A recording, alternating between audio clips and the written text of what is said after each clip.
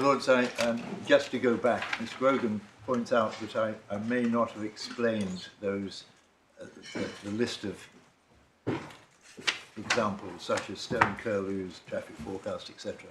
I said they had not been pleaded. They were not originally pleaded. They were part of the application to amend, which became ground 8, but they were not suggested as being mandatory. They would either fall into consultation responses, my next point, or in the exercise of discretion under 1042D. And on forecasts, I thought I'd given you the learned judge's reference. If not, it's paragraph 171 of the judgment. Could you just pause a minute? I've got a technical problem.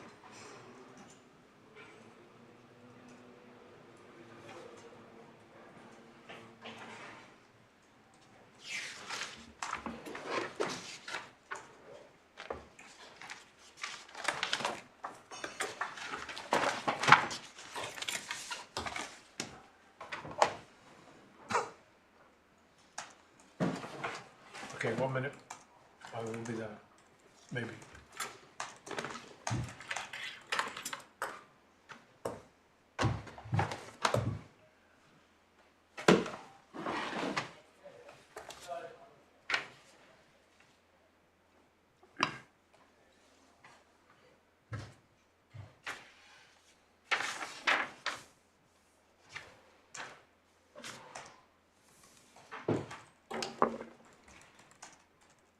Thank you.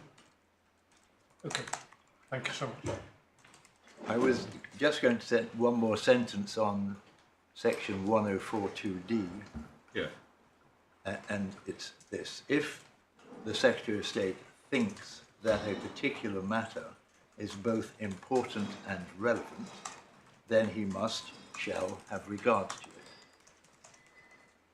But it doesn't follow that he or she cannot rely on officials with their expertise and experience to filter, sift, assess the many and various submissions received here in response to invitations to make representations in the course of a redetermination.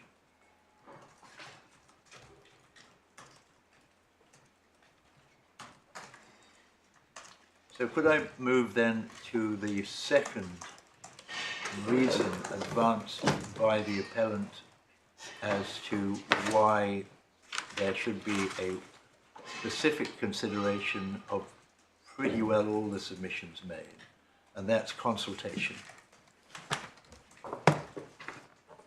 This is the need to have conscientious regard, to use the words of the case law, take into account the product of a consultation. We respond very briefly to paragraph 18C of our skeleton argument, page 51 of the core bundle, no need to go to it. We take the position, as was taken in the High Court, that the consultation rules don't apply to this process. But of course I will deal with it on the basis that they do. The analysis appears to be that the appellant has to satisfy the court that the Secretary of State, the Minister, personally has to do the reading and or receive a summary of all points made, whether or not mandated, whether or not obviously material, and it would be Wednesbury irrational not to have regard to them. Sorry, I missed the last bit. Wednesbury irrational. So, so it's part of the obviously material, and it would be then Wednesbury irrational not to have regard to those submissions. So it continues that he would have to have personal consideration and decide personally on all the submissions received. So although the word consultation is used regularly in the correspondence, the context is important. This is a redetermination. So the parties have had ample opportunity to make their points over a lengthy period of time. This is considering essentially with the 2 points where the appellant succeeded on Stonehenge 1 and any updating. Also, as part of the context when considering the consultation argument, are those long applied legal principles that I have already mentioned more than once, that officials have an important role in the DCO or similar exercise of interrogating, sifting, testing, etc. So let's assume, without accepting, that the consultation case law applies. That's Moseley, or as I said, Sterling as it's sometimes called. And I don't need to take you to it. It's familiar territory, the Gunning principles, request for responses at a time, formal stage, not relevant.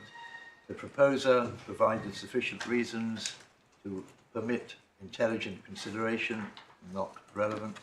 Adequate time for responses, not relevant. So we're left with the fourth element. The product of the consultation was clearly conscientiously taken into account by the minister in finalising the proposals. Focusing on clearly conscientiously taking into account in finalising the proposals in this type of case, hence my reference to circles, merely leads the reader back to Friends of the Earth and Association of National Health Store case law. The Secretary of State can lawfully rely first on officials to consider the product of the consultation, and as Mr. Gilmore makes clear and confirms, and as one would expect, the consideration does take place. There is a detailed summary and précis of points, and it was presented to the Minister in the submission and the annexes. If points are not omitted, are omitted, and therefore not considered personally by the decision maker, it is only if they are mandated or obviously material, and it would be irrational to disregard. Perhaps the clearest example from the presentation so far by the appellant is the WHCOM decision number 44 in July 2021, to which of course I return. In that short paragraph C of our skeleton argument, we refer to a decision of Mr. Justice Ouseley. Again, I don't need to take you to it, but could I give you the reference? It's the Buckinghamshire case, Authorities Bundle 1, tab 22, between pages 884 and 886, and it's the paragraphs 821 to 823. If your lordships read on from that case into later paragraphs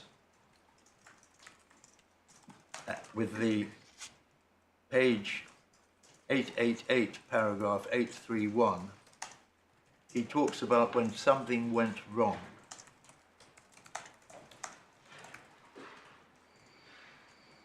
And together with 830, what matters, it was for the officials to, quote, sufficiently inform to present the relevant material to the Minister for decision in a way which satisfies the tests in Pecco Wallsend. So we're back again to Association of National Stores and Pecco Wallsend.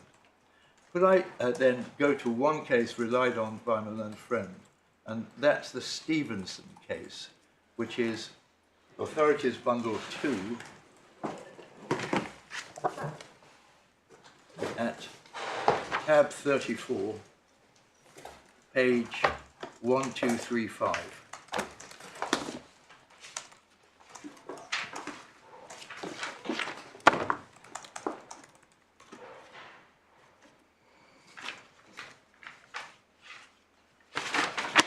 Yeah. My learned friend took you to paragraph 35, which is on page 1255.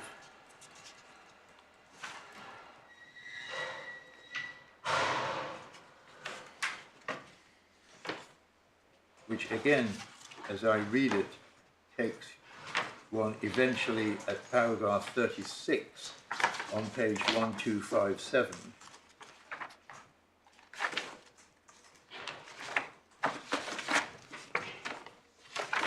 Back to Pecco Wallsend.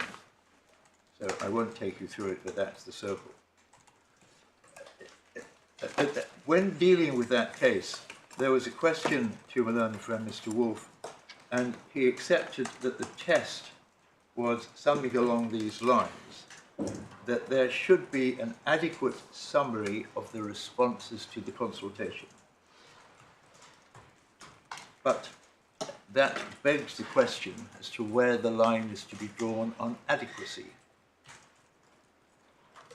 Whereas here, there is a redetermination. Officials are receiving, testing, analysing, re-questioning many responses and deciding what should be presented to the minister, who can at all times dig deeper. And as soon as one uses phrases that there should be an adequate summary of the responses, you move again into that category of mandated, obviously material, irrational to ignore.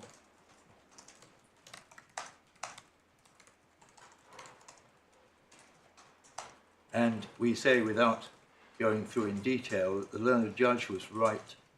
I give you the paragraphs 139 to 149 and 151 to 158. Core bundle 203 to 208. Well, I wasn't going to take you there unless you wish me to. That leaves the need to consider evidence supporting his decision as the third limb of this case.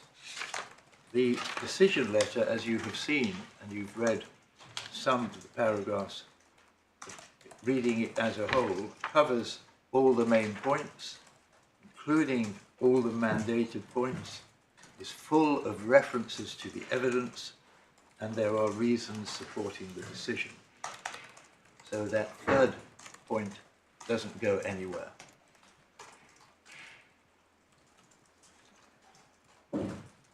Then there are two sub-paragraphs in ground of appeal 2.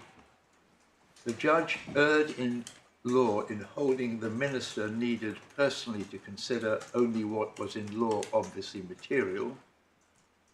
I hope I've given the answer to that already.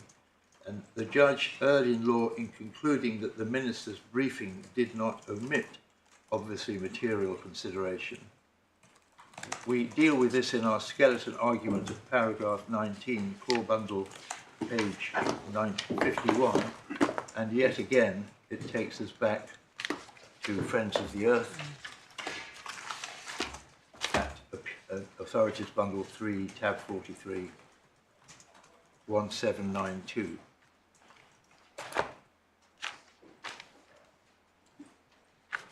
Ground of Appeal 3 and Ground of Appeal 4. These are two separate grounds of appeal.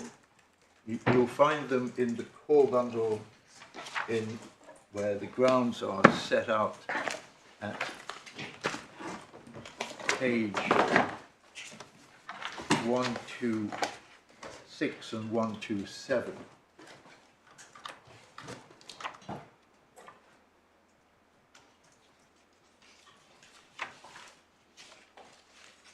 I found it impossible to deal with them separately, and I hope you won't mind if I deal with them together.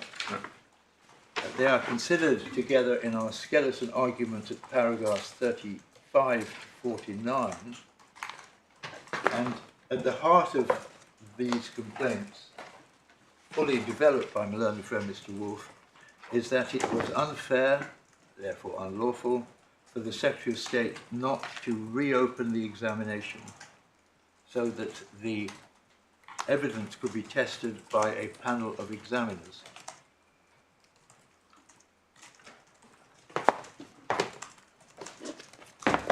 I use those words carefully because my learned friend Mr. Wolfe expanded his grounds to say just any expert, or any expert with the right experience, any assessor. Well, as I understood him, it went further than that. He seemed to be saying that he wasn't arguing that the examination should be reopened, and indeed never had, and that all that was required, and I'd have to check my notes, was assessment by people of an independent, by independent people with sufficient expertise. Yes, and that's unfortunately wrong, as I'll show you in a moment. So the as we know, accept, by the way, that the re-examination could be reopened as a matter of law if the Secretary of State thought, gosh, I would quite like some help from the examination authority here. Of course. I suppose he could reconstitute it for... Yes, we don't suggest that he can't. Right, yeah. But what we do say is that Rule 20, which is the applicable rule, is framed in terms of written representation. Yes. So if fairness requires a reopening, then that can be somehow achieved. So there's no right to a reopening of the inquiry. And Rule 20 was suggested below, and perhaps into that here, that Rule 20 is somehow ultra vires, the enabling act. Could you just take that with a... It isn't. If you look at the empowering section, I think is section 97, I'll have to check, it goes on to deal with the later stages and would clearly include a redetermination. You've given the reference for that in your skeleton. I like you, I'm not quite sure. Are you still saying it's ultra vires? My Lord, we don't need to press that point because Sorry, are you taking the point or not? no, we're not. Thank you. The judge dealt with this at paragraphs 115 to 138, so quite a lengthy examination. Could I take you to the judgment core bundle, page 199, and show you one paragraph?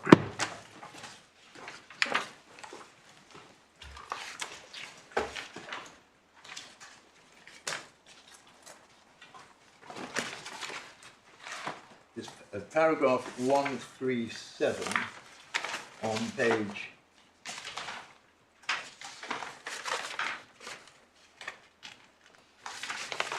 203 of the core bundle.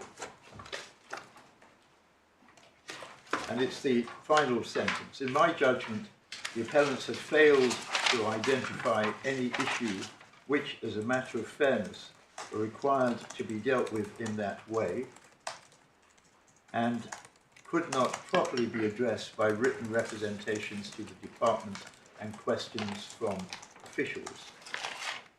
So that's the conclusion, and at paragraph 46, sorry, at paragraph 46 of our skeleton argument, again without taking you to it, we summarise what's happened. 5 rounds of consultation were carried out during the redetermination, and in the circumstances it was clearly open to the Secretary of State to conclude that fairness did not require him to reopen the examination. When looking at that paragraph, when looking at this area, there was a hint of criticism of the learned judge for referring to an issue-specific hearing and oral question. There was also a clear statement, and I agree with my Lord Justice Lewis, that the applicant's focus was not on reopening the examination, and indeed never had been. Reopening the examination was indeed the focus, and if your lordship goes back to that judgment at paragraph 99, at 4 bundle page 196,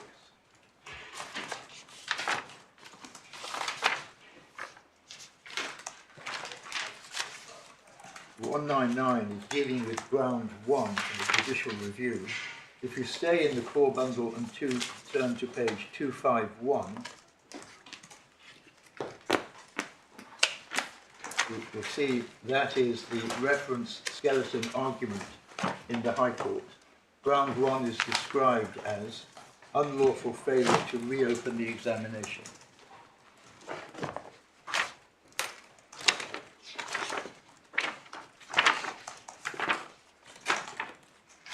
Sorry, you're reading from what? Page 251, the claimant's reference skeleton argument for the rolled-up hearing. Well, actually, if you go to 538, which is the grounds, because that's the actual grounds, and that does say ground 1, the failure to reopen the examination. Yes. I was just taking a shortcut by referring to the skeleton. But there were two things going on which explain why the judge keeps referring to reopening. That was the issue before him. But also there was an Article 6 claim, and that may be why the judge is referring to an oral hearing. But that wasn't pursued to the end of the submissions. As an aside, and I have been instructed, and I hope I'm not guilty of giving evidence, but I'll make good with a reference to the judgment, that it's very rare for an examination to be reopened. And Leonard Jr. and I have tried to find an example in the case law of it being reopened, and we have failed. You mean we have found... Sorry, you mean an examination? A DCO examination. Yeah. What does happen is that after an examination is closed, outstanding issues arise that are then considered through a very similar process of written examination. In the judgment at paragraph 91, there's reference to the Sizewell case, in which my lords Lord Glimron and Lewis were involved. And you'll see in paragraph 91, it's the middle of the paragraph. In practice, the officials will seek information and require and raise questions through correspondence. This is what happened on the important subject of the supply of potable water in Sizewell C.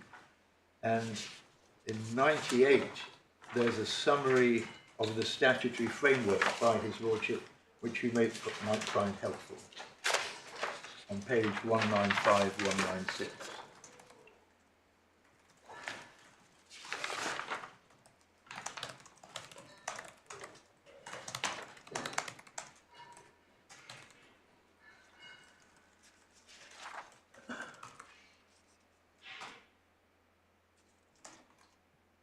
You've seen the decision letter, but just to take you back to it at paragraph 89 on page 615.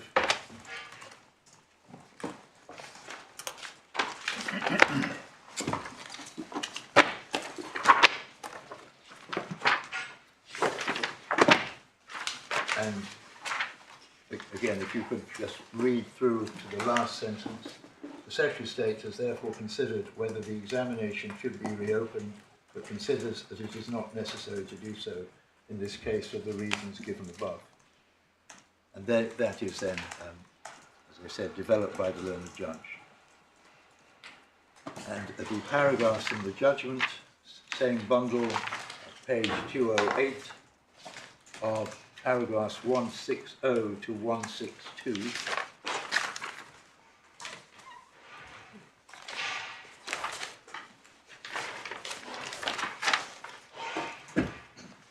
and we have nothing to add to those two paragraphs.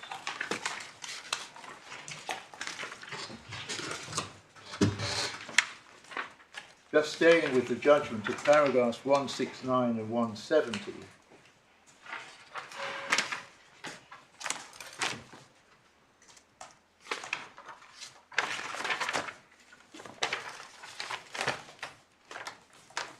the Secretary of State was fully aware of the conclusions reached in the first DCO on heritage harm, and they are repeated in the decision letter at 67 to 72 and 82. And this is where we have the disagreement with harm, substantial harm against less than substantial. So Can you just give those paragraph numbers again? Yes, of course. At 67 to 72 and 82, page 610 Thank you. and 612.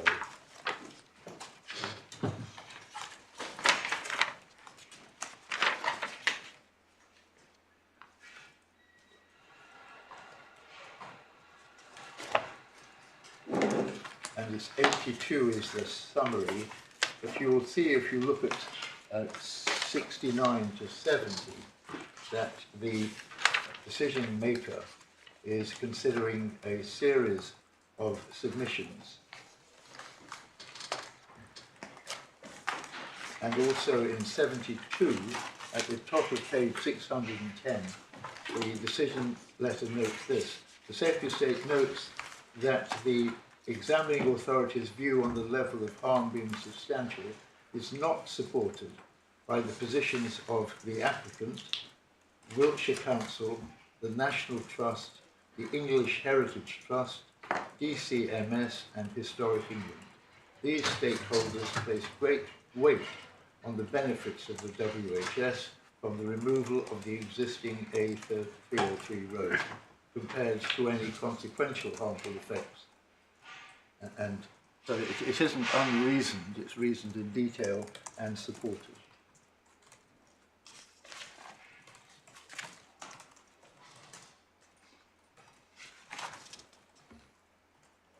And finally, on this topic, and I hope deal with this fairly quickly, this is the skeleton argument for the appellants. They deal with this topic in paragraphs 64 to 87, for bundle 21 to 25. I won't go to it in detail, but just to mention appeal skeleton 65, it said that the letters from the officials did not, this is how they put it, did not interrogate, challenge or question the evidence at all. But our submissions are short.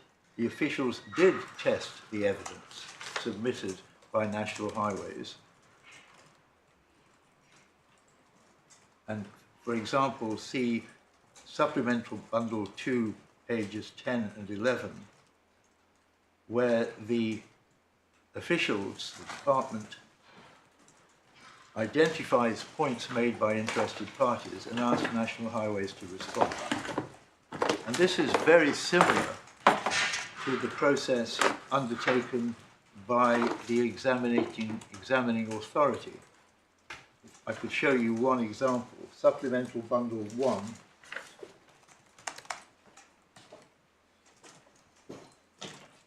page 259.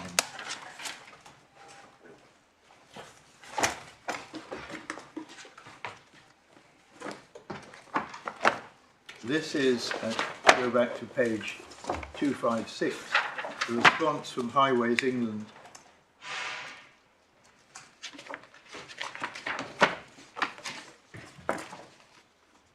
and at the top of page 259 you will see question AL 1.1.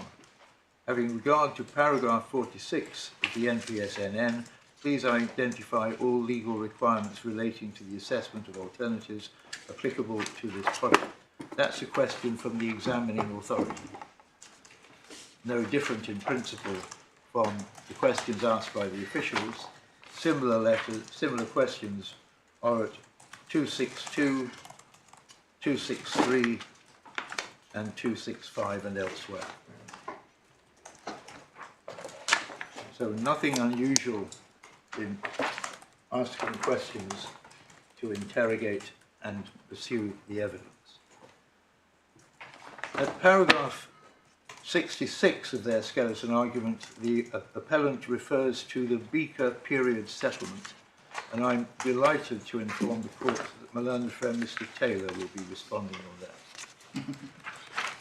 So could I then turn to their skeleton argument at 69 to 87 and respond to the 7 points they make in those paragraphs, core bundle 22 to 25. And I can respond with very short answers. So it's 69 to 87.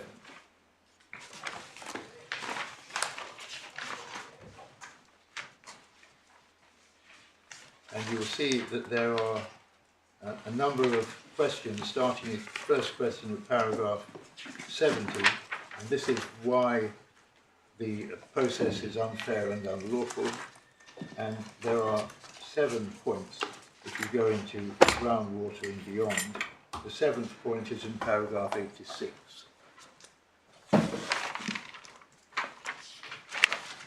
It's in this section that the suggestion is made that Rule 20 is ultra vires.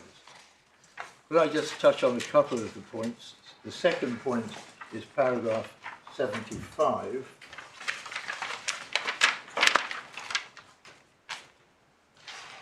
And that's alternatives. Fail to assess the merits of alternatives. Again, I'm pleased to say I'm leaving that to Miss Grogan. The third point that's made at paragraph 76 to 78, again, this is an alternatives point for Miss Grogan, but just by way of headline, the judgment at paragraph 127 is correct. The judge concludes that he was not shown any material on cut and cover or longer tunnel options that would have led him to conclude that fairness required the examination to be reopened. Fourth point is dealing with contentious and technical issues, all already addressed or perhaps not worth responding to in detail: archaeological remains, traffic forecasts, groundwater, and then finally the business case. The business case I can take very shortly because it's dealt with in the judgment in the core bundle at page 202, judgment paragraphs 132 to 134.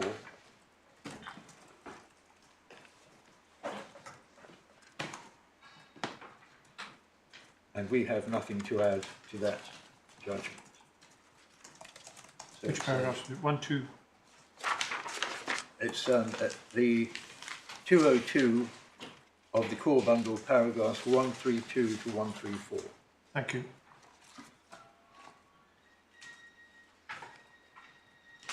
Then the fifth point, skeleton 84, is an alleged inequality of arms, as the objectors were not represented by expert consultants.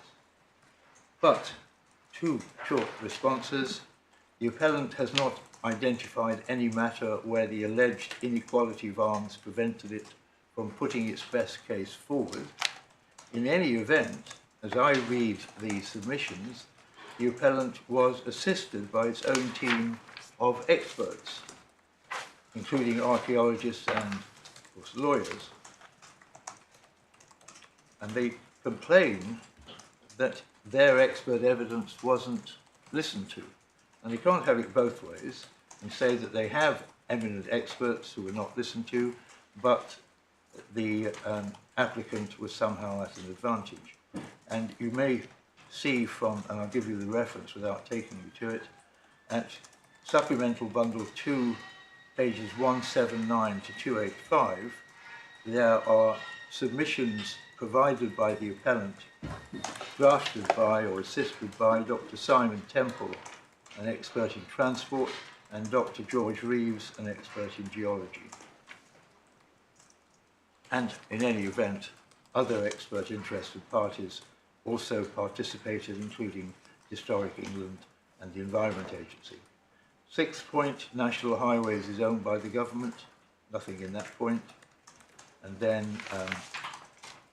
7th point really doesn't take it any further.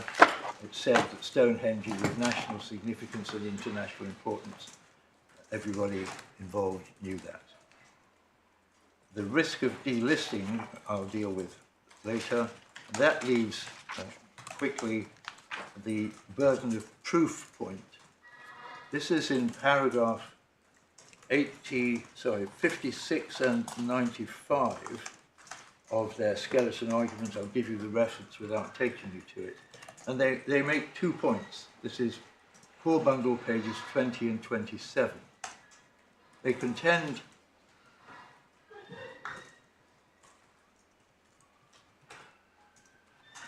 first that the judge should have used section 31, 2A and 3C of the Senior Courts Act. But the judge made it clear that he was addressing the general issue of fairness, and in particular considering whether or not the claimants had shown that they had suffered material prejudice as a result of the redetermination not being examined or by reopened inquiry. This was the need to show such material prejudice has not been replaced by the Senior Courts Act, and which is confined insofar as relevant to relief. It's not being replaced by 31.3c, it's 2A that deals with relief. The the reference to simplex doesn't take it any further. The judge was not straying even subconsciously into the forbidden territory of assessing the merits. We raised the question of the Senior Courts Act in our skeleton argument. Again, I'll give you the reference but not take you to it. It's core bundle page 349, but I am informed by Miss Grogan it was not pressed at the oral hearing. So that leaves the test for fairness, and this was considered closely by the judge, and the theme, as I've given you the references already, runs through paragraphs 116 to 138 and 137.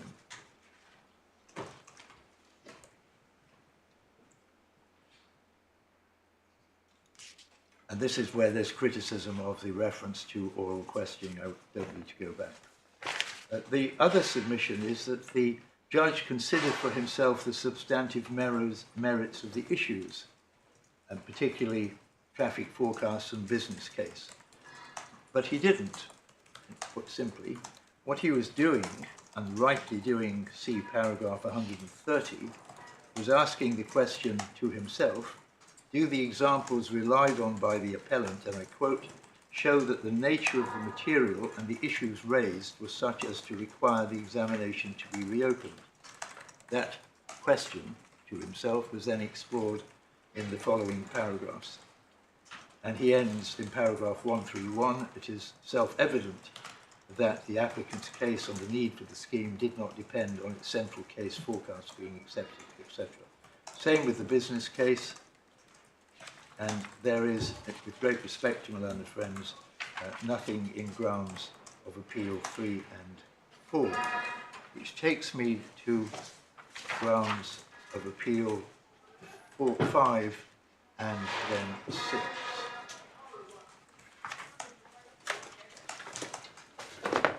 Lord, I'm conscious that I've gone through those grounds rather quickly. If you have any questions, please don't hesitate to ask. Ground of appeal 5 is interesting because it's in a way it's easier to deal with. When it was originally raised, the focus was on delisting. Now the focus has shifted slightly, and that is on delisting, but also on the failure to see the particular decision taken by the WH committee in July 21, decision 44. So if you look at ground of appeal 5, it's made up of various parts, failed to have regard to that decision. Having concluded, this is B, having concluded that there was some risk of delisting, he failed to have regard to the consequences, and thirdly, the Secretary of State's reasoning was irrational.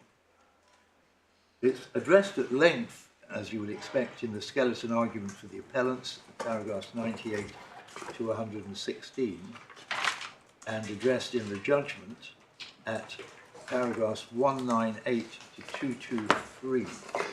Could I take you to that? That's the core bundle, page 215.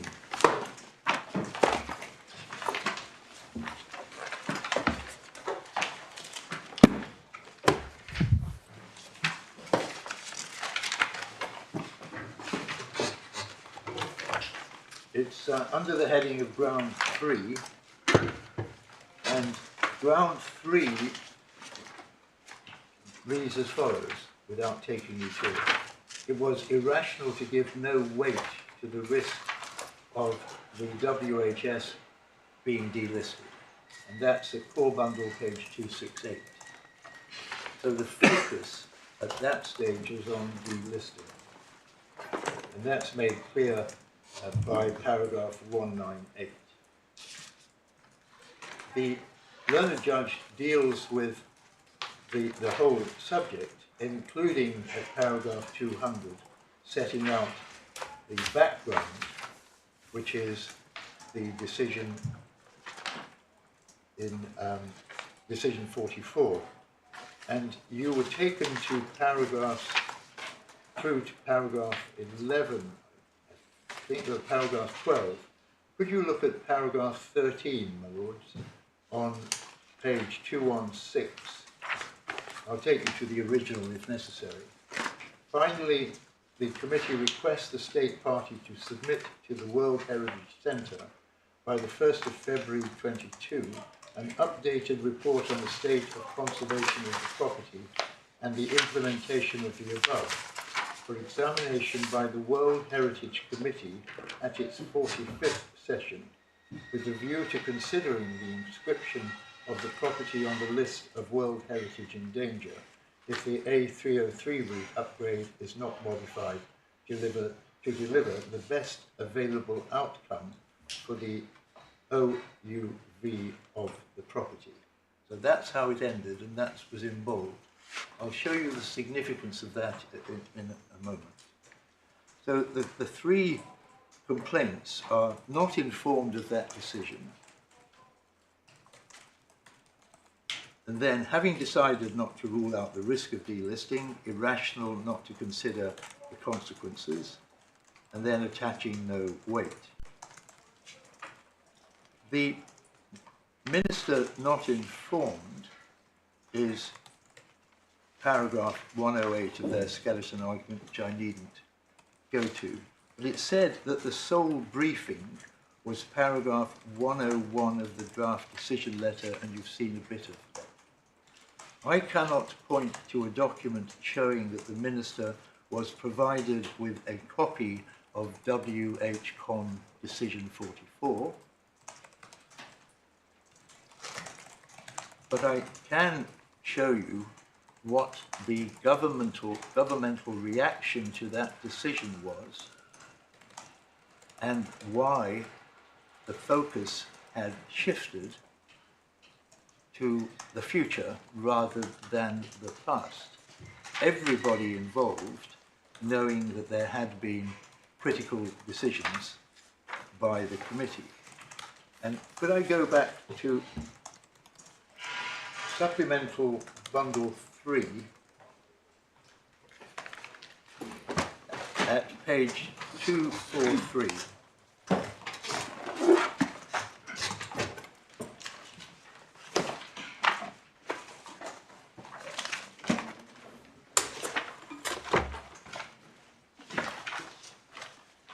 that should have the same decision that we've just been looking at in the judgment.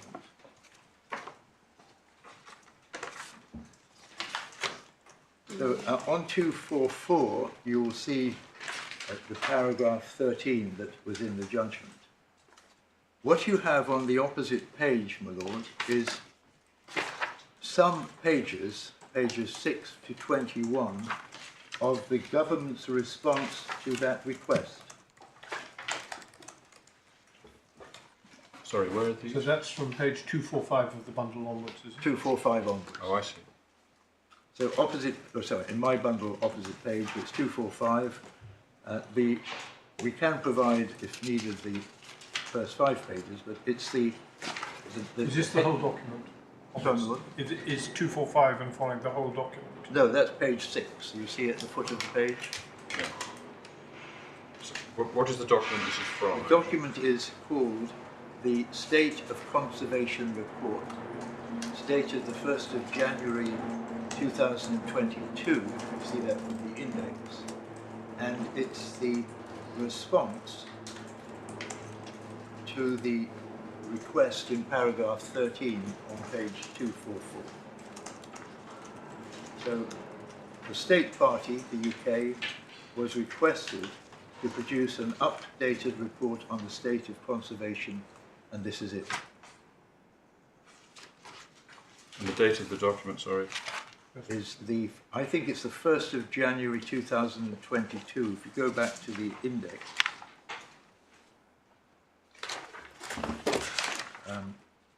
that's what it says, 1st of January 22. Yeah. And that has the, it's document 22, State of Conservation Report by the State Party, Stonehenge, Avebury and Associated Sites. Extract, and it's pages 6 to 21. But what you see in that document is a set of boxes, and for example on page 245 you'll see a small box with the number 5, and it says further notes the small scale design refinements which have been made to the A303 improvement scheme within the property. If you go back two pages to page 243, that is paragraph 5 of decision 44. And what you will then read, as you turn the pages, Yeah. you will see that there are detailed references to those sub-paragraphs.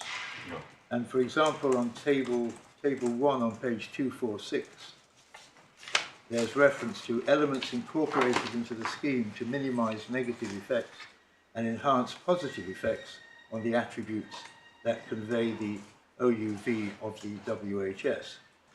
And that the two schemes are compared. Then, again, without taking you through it in detail, page 249, paragraph 10 of the document, the box is question 6, or, sorry, paragraph 6 of decision 44.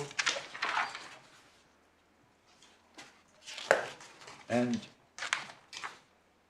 as we go through this document, you'll see, for example, on page 251, there's a conclusion. Consequently, the Heritage Impact Assessment concluded that the proposed scheme represents a beneficial impact on the integrity of the World Heritage Site. In contrast, the Heritage Impact Assessment assessed the existing surface road to have a major negative impact as a result of the severance of the etc. And you see over the page a couple of plans, and I can take it through at speed, but you'll see that these boxes appear on page 254, 255, 256, and 256 is the important request from the committee. The state should not proceed with the upgrade, and that's then addressed. And over the page at 258 of paragraphs 10 and 11, And finally, on page 260 is 13. And the end is, the state party submits this report in response to the request. The state party welcomes ongoing engagement with the World Heritage Centre and the advisory bodies in working towards solving the universally recognised adverse impact of the current 303 on the iconic Stonehenge landscape. It does not believe that the property should be inscribed on the list of World Heritage in danger. So that's what's being said in the beginning of 2022. The reason I take you to that is, as I've tried to summarise it, the process has moved on. And the report is this report that I've... sorry, I should have paused. The moving on is what happened next. And we deal with this in our skeleton argument at paragraph 50 to 60, core bundle page 62. Sorry, And- just a second. Yes, Are we putting that to one side now? you are, my lord, yes. Yeah. You will need to come back to one more in a moment. So what's about to happen, which you haven't been shown yet, although you may already have seen, is that there was then a mission visit to the UK in response to that update. So the main focus in 2022 and later was not on decision 44, but on the final report of the UNESCO advisory mission in April 2022, some months after that decision and some months after the update that I've shown you. And this is dealt with in the judgment at paragraph 201, 215, core bundle page 216.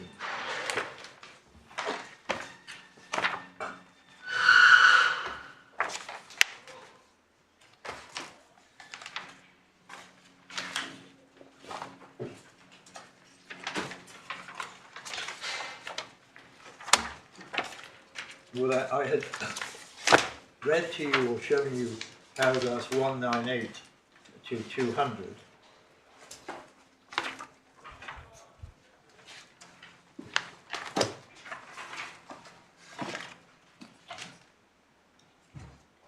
And you can then see what follows.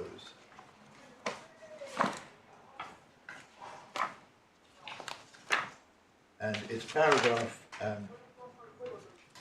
202, in briefing provided to the Secretary of State for Transport on the 24th of May, officials advised that while the final report of the advisory mission had recommended that alternatives be pursued, IP2 and the National Trust continued to be broadly in favour of IP1 scheme. The briefing drew the Secretary of State's attention to the part of the draft decision letter dealing with the possible loss of status. Then it goes on to the decision letter. The report, I think, is touched on briefly in the judgment at paragraph 41, but I just check.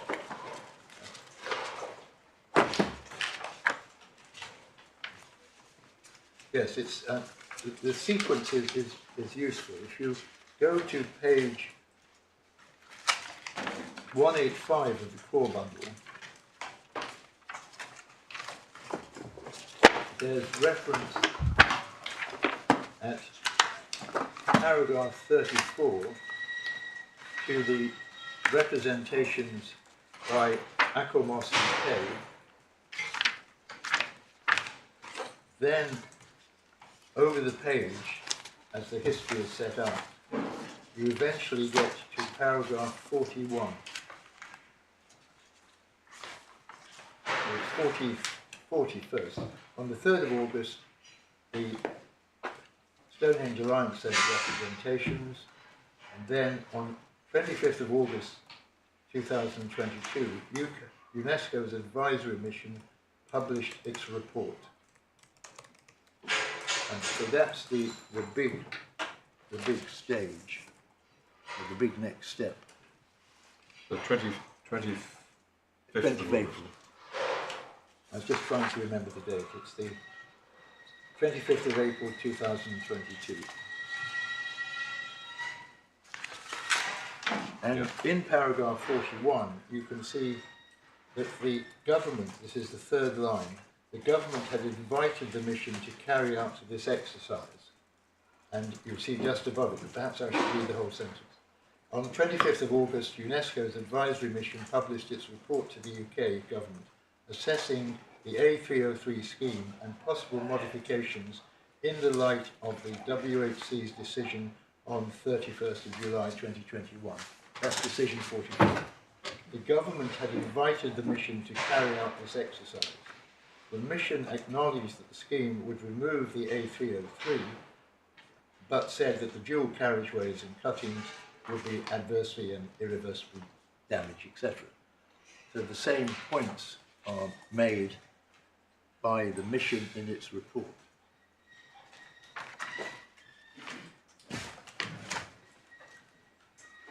So clearly the existence of the World Heritage Committee's decision was very well known in the department and more widely, but the focus had now moved to two things: the advisory mission and the 45th committee meeting, which is heralded in paragraph 13 of the 44th decision. And the importance of the mission and its report was recognised by all, including the appellant. I won't take you to it, but I'll give you the reference. This is its August 2002 submission at paragraph 4.2, supplemental bundle, volume 2, page 296.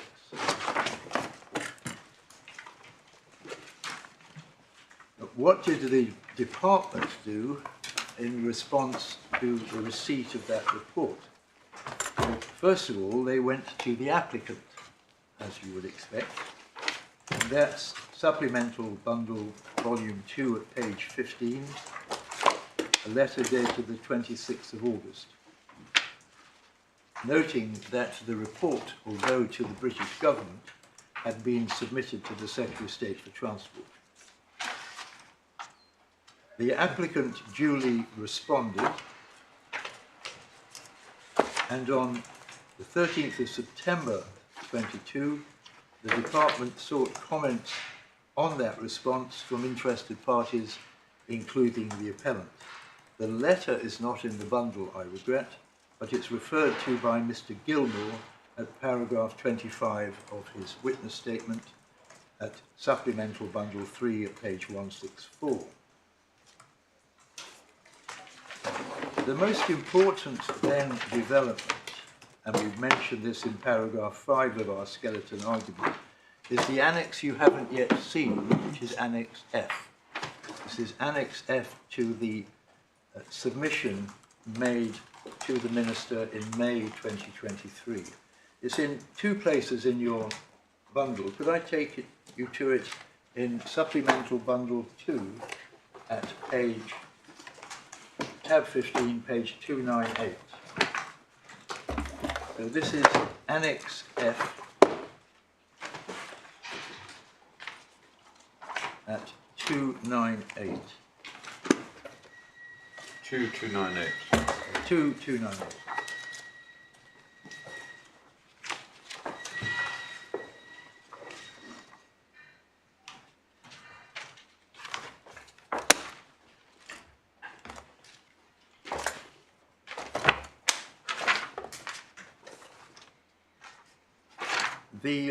If you can stay in that bundle and go back to page 20, this is, you were taken to this before, this is the submission. Page 20. Page 2020. This is the two-page submission that has the various attachments, including Annex F. And in paragraph, it's paragraph 8. Yes, you'll see paragraph 8 is a lengthy paragraph, and about 5 lines down on page 20, there's reference to the report above that, and then this sentence: the issue of the possible loss of the site's World Heritage status is considered in the decision letter at paragraph 108, final bullet. That becomes 101. So there is forewarning in this submission that the possible loss of World Heritage status is not only drawn to the attention of the Minister in the submission, but it's then featured, as we'll see, in paragraph 101. So now looking at F, this is back to page 298. This is headed a summary of the interested parties' response to the mission report and the applicant's response to it. And you'll see that the chronology is set out. The report itself is in bundle 5, supplemental bundle 5. Supplemental 3. At tab 5, page 39. 39. Sorry. The thought of the fifth bundle was too much. We haven't considered every page of the book. I'll take you to every page now if you'd like me to. 39. If you can go back to the heading is on page 36, and interestingly, you'll see what is used to illustrate the report. It's the 303, and the damage that the existing 303 causes to the appreciation of Stonehenge. Sorry, where are you? Page 36 in supplemental bundle 3. The photographs on the front of the document. Yes. Yep. And this is the, on page 38 is the list, and at 2.17, for example, you'll see National Highways response to World Heritage Committee Decision 44. Sorry, I didn't get that last bit because I don't have a sub-paragraph numbers. I just thought that I've got the right document. I've just looked at the 3 photographs. But where within that document? If you turn 2 pages to 37, so it's 2 pages after the photograph, there's a contents list. Oh, I see. I beg your pardon. Yes, I missed that. And okay, you'll yes, see now that I see it. It's nearly 50 pages long, but it does specifically refer to WHC Decision 44 at page 35. And the executive summary, again, I don't need to take you through any great detail, and you'll see the name of the mission. There are enough acronyms to keep everybody happy. The advisory mission was undertaken from the 19th to the 21st of April to the Stonehenge component, and then etc., etc. This was conducted at the invitation of the state party, the United Kingdom, reviewing progress on the upgrading of the A303 road while also addressing its impact on the landscape and outstanding universal value of the property. Then there's background in great detail. At the foot of, at the top of page 41, there are no paragraph headings, my lord. Top of the page, this is under a heading, the scheme and its routing. After the first full sentence, however, the major concern expressed by the 2018 advisory mission in the World Heritage Committee Decision 44 remains, namely that the scheme, particularly at the western end, would impact adversely the outstanding universal value of the property, especially affecting its integrity. So it's all there for everybody to see, and it then goes into great detail over a number of pages, which I don't, I'm pleased to say to you, need to take you to. But the important point is that when we go back to that Appendix F, Supplemental Bundle 2, page 298, this is not just a summary of the report, it's a summary of the responses by the interested parties, including Stonehenge Alliance. And you'll see that from paragraph 3. This document summarises the applicant's response to each finding and recommendation and the responses provided by the following interested parties: the Stonehenge Alliance, English Heritage Trust, etc., etc.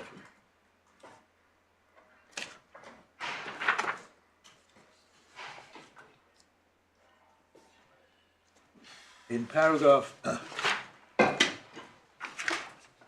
you can go over the page, at the foot of the page, 6, most of the themes raised by the responses were already discussed in the draft decision letter, and when themes were not included in the draft decision letter, were raised by, for instance, the prospect of the World Heritage Site being delisted, and the request that any determination of the application be postponed until the decision of the World Heritage Committee at its 45th session. We have recommended that the draft decision letter be amended to refer to the new theme. That's the old decision letter. I'm so sorry. I'm trying to find where you're reading from. Paragraph, page 299, it begins on at the foot of 298, paragraph 6. Yeah, sorry. I have gone to page 6 for some reason. So at the end of paragraph 6. If you go over the page, Yeah. you'll see there's a specific reference to the prospect of the heritage site being delisted. Top line on page 299. Yeah, I'm there.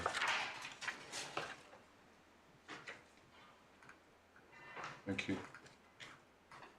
And there are cross-references to the draft decision letter, which is also an annex. So, The paragraph numbers may not be the same. Sorry, my lord. I'm sorry, I'm being really slow. Annex F starts at 298 and we're in, 298, yes. and we are at the moment, 299. we are at the moment at 299. So that's part of Annex F. Yes. You said it goes with S2, Supplementary Bundle 2, page 20. No, page 299. Yes, but previously you'd said in relation to Annex F that it went with S2, page 20, and then you said the report itself, which is the mission report, is at S3, Supplemental 3. Sorry, page no, 13. can I just rephrase that? Could you? What happened on page 20 is the submission, the two-page submission. Yes, And in paragraph 8 of that two-page submission, the minister's attention is drawn to the possibility of delisting and a reference to what is then said to be 108 of the draft decision letter, which we know now becomes 101. thank you. I was just...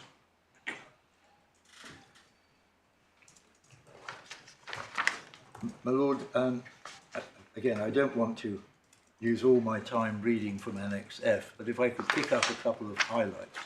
Yeah. At paragraph 9 on page 299, and this is read by the Minister.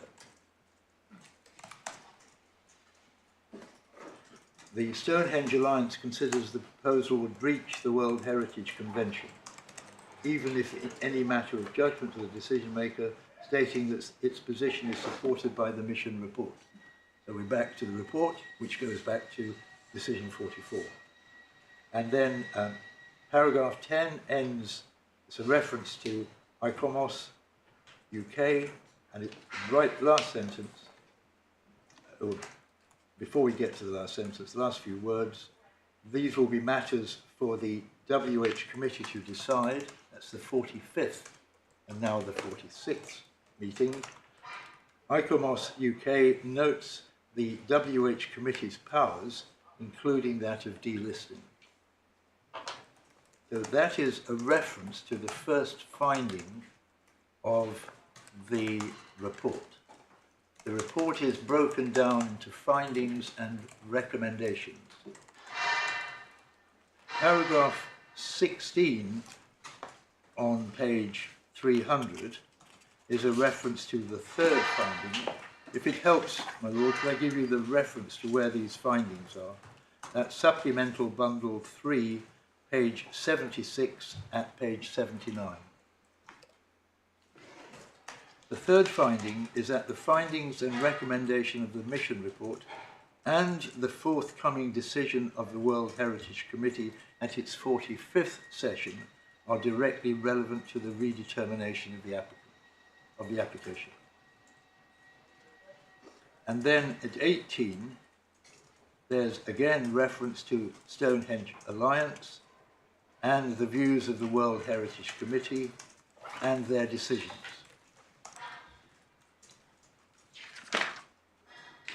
Now we move to recommendations, and this is above paragraph 19 on page 300. And you'll see again, right at the foot of the page, another reference to complying with World Heritage Committee decisions. And at paragraph 21, the Stonehenge Alliance's position is re-summarised. The Stonehenge Alliance considers the applicant does not directly address the advisory mission's recommendations, and to proceed in the way proposed by the applicant would risk the WHS being delisted. National Trust is then summarised. Recommendation 2 is at page 79 of Supplemental Bundle 3.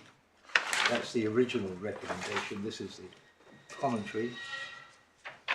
And you'll see again, it's the advisory mission, the applicant, Stonehenge Alliance, English Heritage, Historic England, CBA, all their views are summarised. And then recommendation 3, also at SB3, page 79. And at page 304, you will see recommendation 4, also at page 79 of SB3. Over the page at 305 is recommendation 5, and recommendation 6 on page 306. Recommendation 7 is on page 307, and recommendation at the foot of the page is, we've now moved to SB3, page 80. Recommendation 8 is dealt with, and it goes on. So there's detailed analysis. So the submission is what? The submission is that, although I can't show you a document that demonstrates that the Minister saw decision 44, he was extremely well briefed on the mission report that followed, and itself, the mission report, was looking not backwards to 44, but forwards to 45. And the arguments put forward by the various people on whether or not delisting would or wouldn't happen. But also there's repeated reference to delisting. So the Minister knew that there were World Heritage Committee decisions. If he didn't have one, of course I'd be surprised if he didn't have it, but if he didn't have it, 44, he could just ask for it. But there's no error of law. So it's clear that the Minister knew that interested parties considered the committee decisions to be not only relevant, but that there was a risk of delisting. and was clearly able to ask for more information if he needed. So, now could I turn to the draft decision letter? We've only been shown one bullet point in paragraph 101. The context is important. The decision letter is at... This is the draft decision. Yes, sorry, the draft decision letter. Yeah. The one that was sent to the Minister. Yeah. It's at page 594. No, sorry, this is the finalised decision letter as sent to National Highways. The one we've been looking at throughout. So this is the decision. Paragraph you've been taken to is on page 619, last bullet point.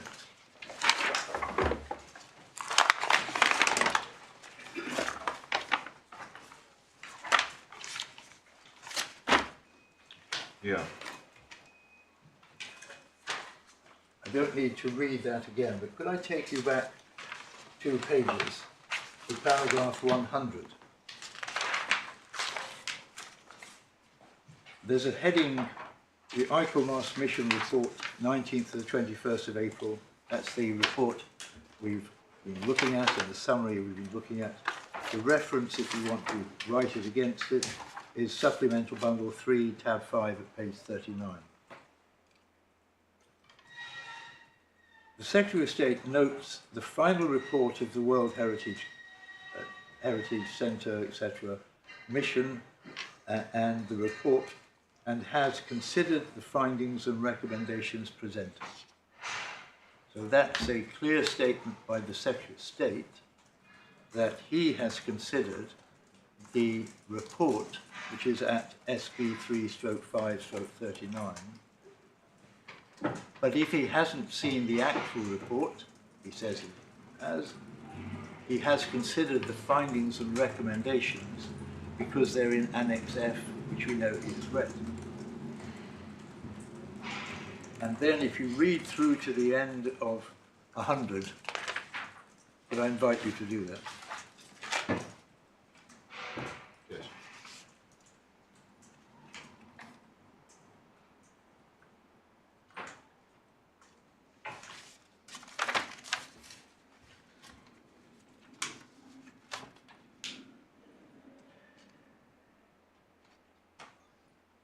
And you'll see at the end that he's dealing with, he is not satisfied that there is a breach of its international obligation.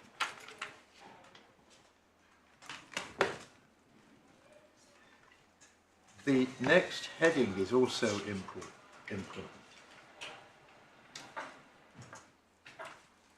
So you would be emphasising, I imagine, the last sentence of 100. Yes. Yeah.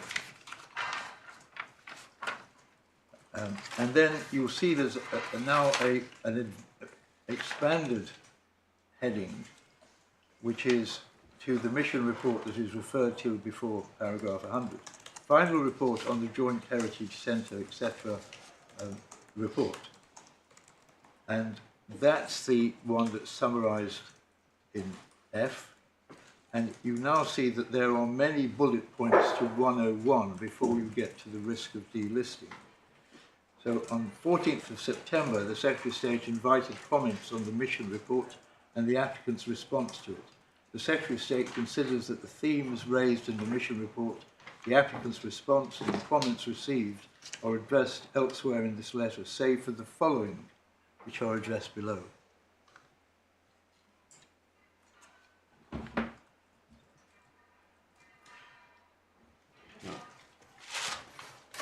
And you'll see there introductions to the bullet points, which are being considered either in Annex F or separately here.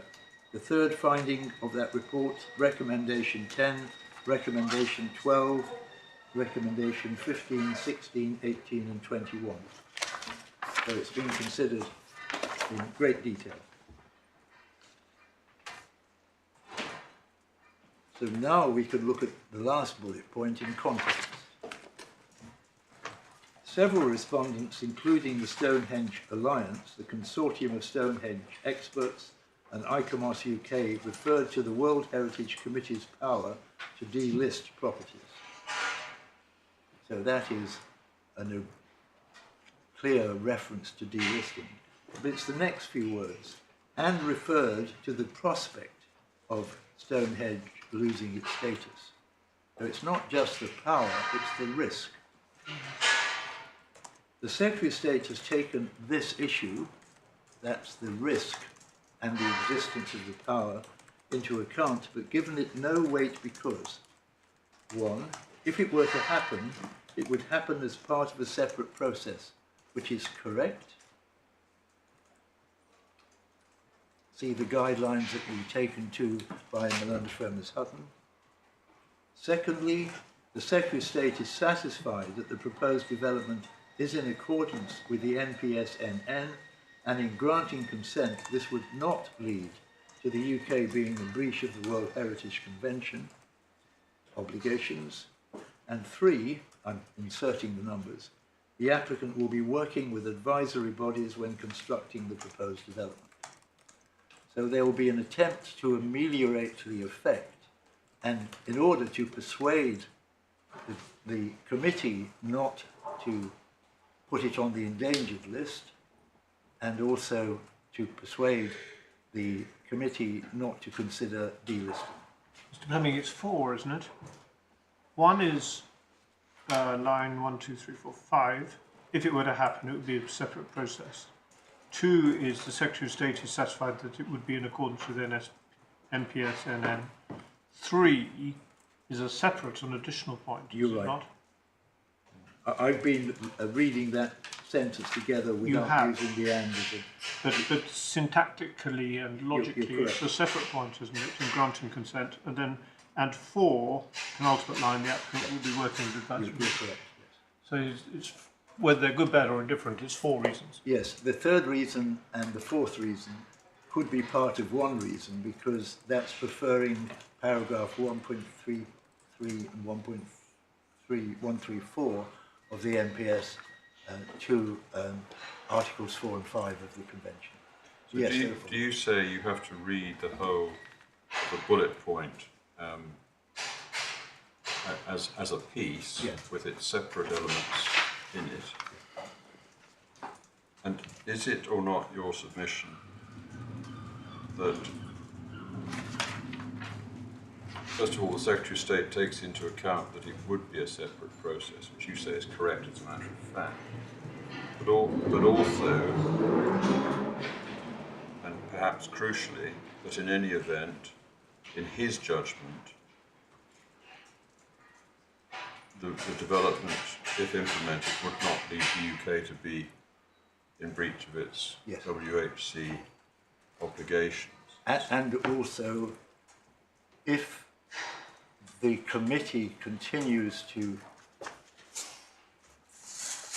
argue against the scheme, the applicant and therefore the UK government will try and persuade the committee that the scheme, which is at its early stages of design, will be moderated so that it is less offensive to the committee. When you read the bullet points against paragraph 100, which says we've got the NPNS and we don't agree that there's this difference, yeah, and you can't have regard to benefit, that last bullet point must be separating out the NPSN and the breach, because it's saying, look, we are going to grant it in accordance with the NPSN, but that doesn't lead to a breach. And why doesn't it lead to a breach? Because we do think... It is 4 points. It is 4 points, I think. Yes. And more substantively, the points that's been raised when we looked at that bullet point this morning, and not having been shown, surprisingly, Annex F, the suggestion that there'd been a misunderstanding of the treaty. There hasn't been a misunderstanding of the treaty. They deal with whether or not benefit comes in or comes out, and he's taken a view. It's not that it's not been considered and overlooked. That's in paragraph That's why 100. I wanted the court to see that last bullet point in context. Yes. But not only that, but show how decision 44 is part of a sequence, and being shown decision 44 would have been of no importance because the Secretary of State is well aware of the mission report and well aware of the criticisms, the references to decisions, and the risk of delisting. And we said, and if he wanted more, he could ask. And he's well aware as to the arguments about what the treaty means. And he says, no, it doesn't mean that. You can actually have findings of harm and yet still be within the scope of the treaty. Yes. He's looked at it, Yeah. and that's it. That's what we say. In paragraph 53 of our skeleton argument, we refer specifically to decision 44, but you've probably seen enough of that point already. And we say that the learned judge was right to hold, as he did, that there was nothing in this complaint. It's paragraphs 198 to 223 at core bundle 215 to 221. And in paragraph 203 on page, I think it's 218, just check.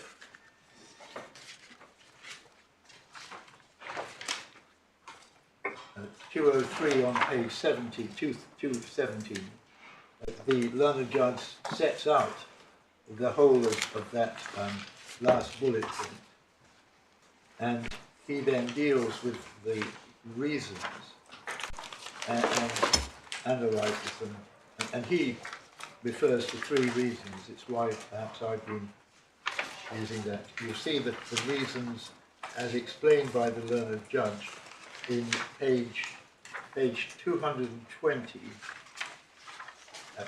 Could you look first at paragraph 215, which is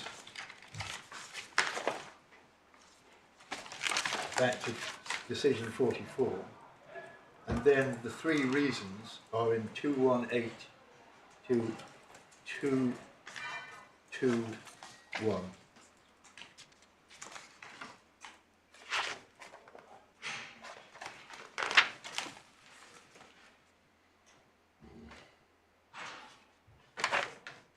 So, going back to the way this argument is being presented, it's said by the appellant, and you heard it repeated in submissions this morning, that the decision 44 would warrant the WHS being placed on the list of endangered, the endangered list, and this is how it's put. Being placed on the endangered list is not, this is how it responds, being placed on the endangered list was not the point on which there was focus, because, as I tried to show you, the caravan had moved on, and the focus was on the risk of delisting, recognizing the criticisms made in the various decisions.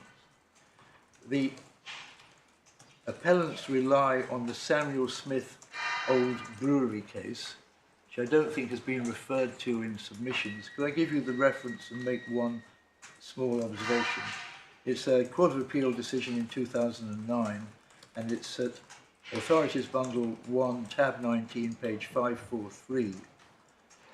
I don't invite you to look at it, but could you, if you do, look at paragraphs 22 and 24, where there is, as one would expect, an emphasis on such decisions involving, quote, the exercise of broad planning judgment.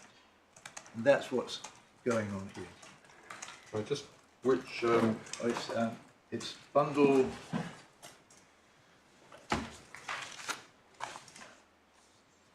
bundle 1, tab 19, page 543. Lord Justice Sullivan. Tab 19 begins at 543. A number of those cases it doesn't appear to be reported. And it's at paragraph 22 on page 551. There's the reference to broad planning judgment. Yes. The first sentence, it's important, this is Lord Justice Sullivan speaking, it's important in my judgment not to constrain what is or should be in each case the exercise of a broad planning discretion based on the individual circumstances of that case, by seeking to constrain appeal decisions within judicial formulations that are not enactments of general application, but are themselves simply the judge's response to the facts of the case before the court. Is that still good law? As far as I'm aware, yes. The planners who follow me will say whether it is or not. I'm not seeing any hints of demur, Mr. Clement. A smile, but nothing else so far. All right, so that we can take as Yes. position. My Lord, I think I've just about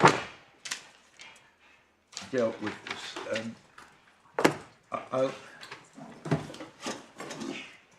The one point I would mention at the end is you've been now shown the 46th,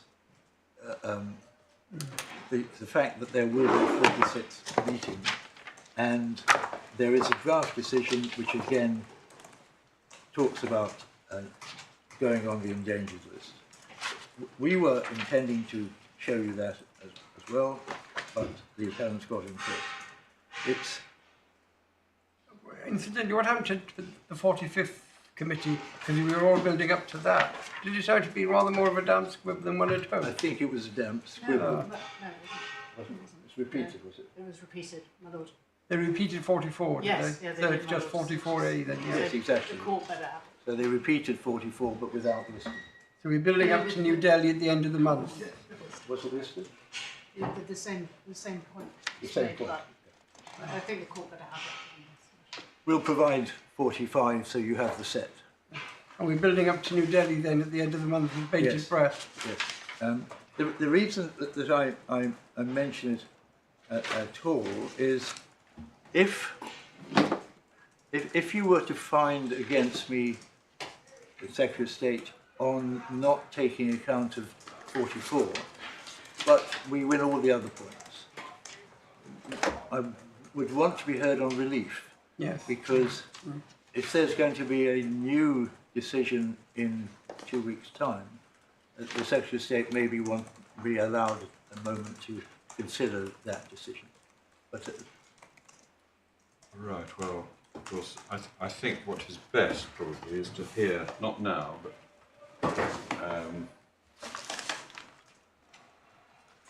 to hear what the appellant has to say about accommodating that.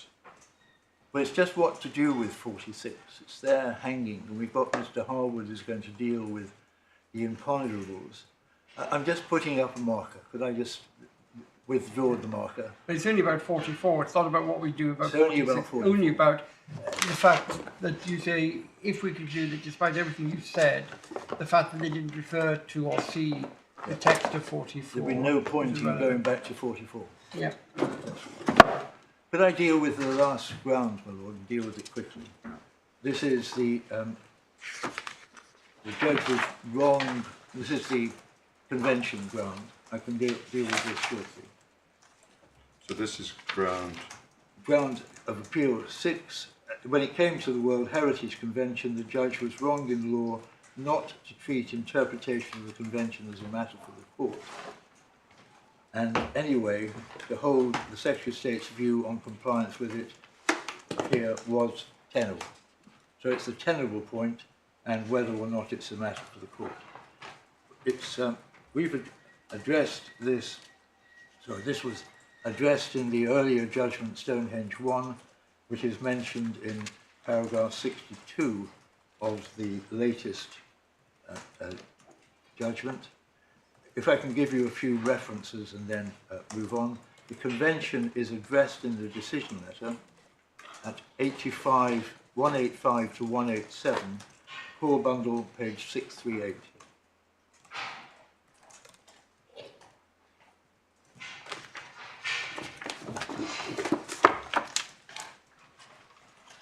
We address this ground in paragraphs 61 to 68 of our skeleton argument. That's pages 65 to 67 of the 4 bundle. And the relevant principles of law, we say, are correctly set out in Stonehenge 1 at paragraphs 56 to 59 and 210 to 223, which is Authorities Bundle 3, pages 1989 to 1991, addressing what was then judicial review ground 4. But my learned friend Mr Harwood will be dealing with this in more detail. What we say in summary is that if you look at, this is without looking at the tenable view argument, if one reads Articles 4 and 5 together, as one should, both articles are broadly worded and the examining authority was right. This is Supplemental Hearing Bundle 3, page 298, paragraph 7.3.36. The WHC, that's the convention, has to be read as a whole, and Article 4 must be read alongside Article 5. The latter sets out the specific steps that a state party must take pursuant to the duty in Article 4. And what we say is there is compliance by the UK with all the requirements of Article 5, or at least there is, quote, endeavour insofar as possible and appropriate. My Lords, we say that paragraphs 1.133 and 5.134 of the NPS are correct. They are set out in paragraph 47 of the judgment in Stonehenge 1 at Authorities Bundles 3, tab 47, page 1954.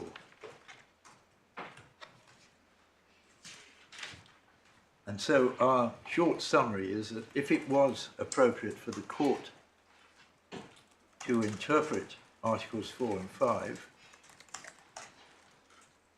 read with paragraphs 5.133 and 5.134 of the NPSNN, the court could only have concluded that there was no breach, not even an arguable breach of the Convention. But, having said that, on classic domestic international law principles, the correct approach is not for the courts to interpret the provisions of the Convention, but for the Secretary of State to reach his or her own view as long as it is tenable. I'm having some difficulty in understanding what we're supposed to be deciding on this.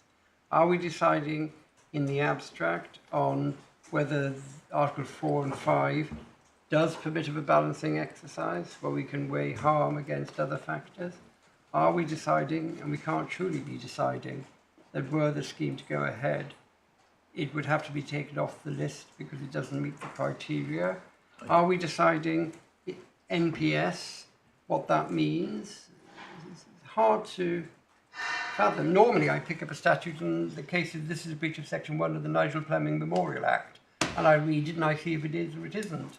But I'm not quite sure here. Sorry, that's just an going up in front of me. I've had it drafted in my back pocket for a long time. But I know what I'm doing. I'm taking the set of facts and I'm measuring it. I think the argument was encapsulated in exchanges between the President and my learned friend Sutton by saying that paragraph 5134 of the NPS, insofar as it is interpreted as allowing a balancing in a convention-protected World Heritage Site, is unlawful. I think that's, I may not have summarised it correctly. Yeah, that's what I think it is. But, and it's not for you, it's really for the appellant. But then they've never challenged. This isn't a case where they sought judicial review of paragraph 5.134. And that's the point we make. Yeah. The Could I, again, take this briefly? The appellant has, or refers to Friends of the Earth. This is one of the many references to the Paris Agreement. It's Appeal Bundle 3, sorry, Authorities Bundle 3, tab 49, at 2059. It's worth just reading through that judgment. If I could ask you to open it, and I'll just run through the paragraphs I want to highlight without making a great deal of submissions. So it's tab 49. The particular reliance is on paragraph 38, which is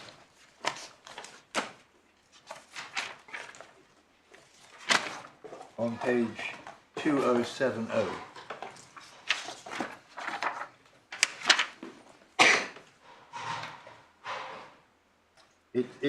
You see there the reference in the third or fourth line. It is important in the judgment, in the view of the judgment, to understand the basic structure of the Paris Agreement. I'm very sorry, what page are you on? Page 2070, paragraph 38. Thank you. But it's really, that's, I think, was referred to. But if one goes into 4850, starting at paragraph 40, you'll see our conclusions on the tenability issue are set out. And this is a recent decision of the Court of Appeal. So could I invite you to read paragraph 40, 48 to 50, which deals with the tenability issue. And in 50, you'll see there's support, according to the appellant, in 50.2. The reasons why the decision in this case is to be judged by the tenability standard rather than the correctness standard can be summarised briefly as follows. The defendants in this case chose but were not compelled by domestic law to take into account the obligations under an unincorporated treaty that form no part of it. I think the appellant seeks some comfort in saying that they are in a different position. We say they are not. But if one looks through the rest of those bullet points, we are in a very similar position, and the reader is then taken back to paragraphs 26 and following, which are the classic restatements of Mincing Lane, etc. Page 2067 to 2068. So it's paragraphs 26, perhaps all the way to 30. Yes, 30 on page 2068. What then about section 104.4? That section, subsection, which you've seen many times, doesn't purport to impose international obligations or incorporate the convention into domestic law. The subsection only applies if the Secretary of State is satisfied that deciding the application in accordance with any relevant NPS would lead the UK to being in breach. The Secretary of State was not so satisfied. Decision letter at paragraph 100 and also 185 to 187, and that's core bundle 618 to 639. So the wording of 104.4 is entirely consistent with the tenable view approach to interpretation. There's another problem too. This isn't a case where you must decide it or you must take account of the treaty. No. This is a case where you must decide in accordance with the national policy statement. However, that obligation is lifted if the Secretary of State is satisfied that deciding it in accordance with the policy statement would lead to a breach of the treaty. Correct. And then there's a difficulty. Well, satisfied, we might say he's got to be satisfied and get the treaty right. But it is jolly odd for this court to be interpreting a treaty like that as an unincorporated treaty, not as getting it right for the purposes of taking it into account. Of course it isn't. No, that's what we're submitting. The fact that there are international obligations in the Convention doesn't mean that the Convention is incorporated into domestic law so that it's ripe for interpretation by the court. And it's also not like the Aog case, to which you were referred, the new tab 61, without going into it in detail. What was clear in that case is it was the intention of the Secretary of State to give effect to the obligations under the treaty, the Convention on Action Against Trafficking in Human Beings. So it was her intention to give effect. Now that's not the position here at all. So the EOD case doesn't help. They also refer to Al-Malki and Rays, and that's at Authorities Bundle 2, tab 30 at page 1110. But this, again, was predicated on the English statute giving effect to the international treaty, and you see that in paragraph 10. There's been an attempt to distinguish Corner House, Authorities Bundle 1, tab 20, page 554, but the general statements by the House of Lords remain important. It's Lord Bingham at 43 and 47, and Lord Brown at 59 and 67 to 68.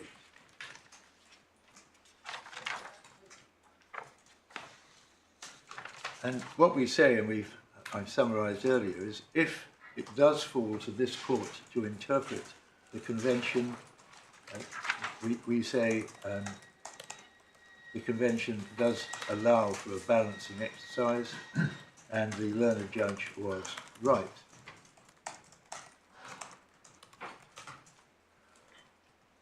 I was going to develop this further, but on reflection, all I need do is refer your lordships to Stonehenge 1 in Appeal Authorities Bundle 3, tab 47 at page 1939.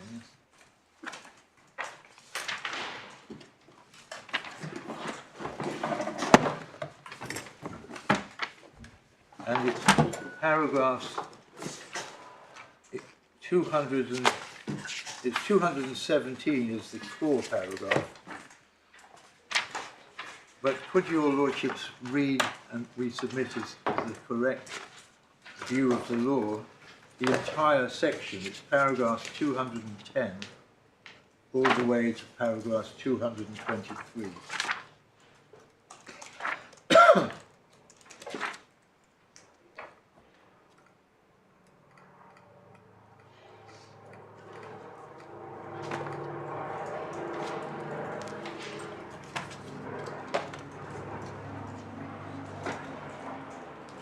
I just check my notes to see if I've covered everything. Well, Lord, on this topic we adopt, without repeating the relevant skeleton argument paragraphs in Historic England, paragraphs 35 to 46. And well, subject to instructions and comments, I'm content to leave that to Mr. Harwood, unless you have any questions on ground 6.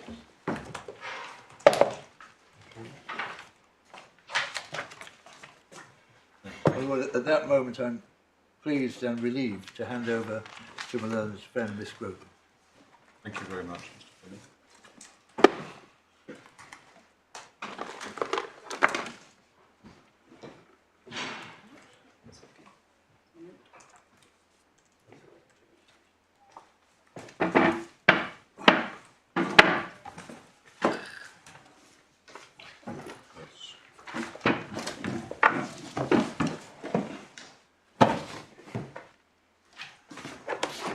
just give me at least a chance to tidy up.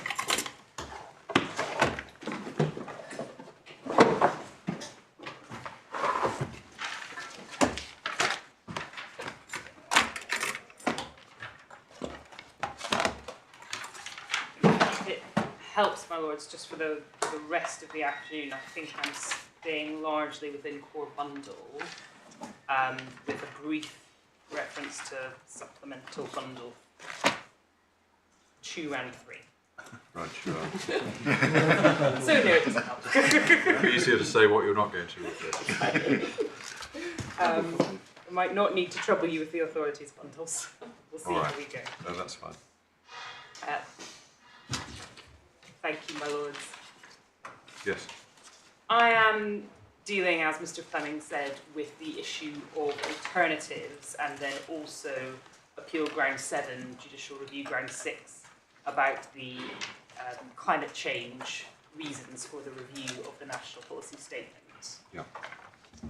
Dealing first with alternatives, my submissions are relevant to Judicial Review Grounds 1, 8 and 2 and Appeal Grounds 1 to 4. There's a collection of points about alternatives advanced by the appellants. So my starting point has been to identify and summarise what we understand the alleged errors to be, and then I will deal with those in turn. So what does the appellant say the errors were?